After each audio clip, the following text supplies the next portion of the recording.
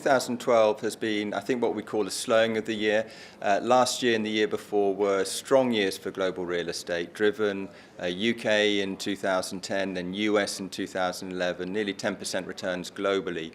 All markets seem to have slowed during the course of this year, given the economic uncertainty and economic concerns. Still doing well, real estate, attractive income yield, a few markets still seeing some value destruction, but only a few. Weakness in Southern Europe, as you'd expect. But across global markets, real estate slowing but still doing quite well. And I think that's set to continue into 2013 in terms of the slowing. No big change. I think what's probably more interesting is the bifurcation within markets. We know a lot about the difference between prime and secondary, and that bifurcation continues to exist.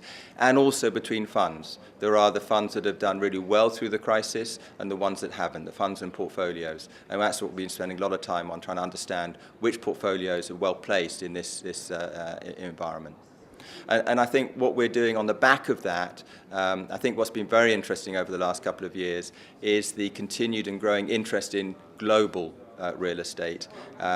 There's a big domestic focus, but many managers are now trying to build out and reinforce their global platforms.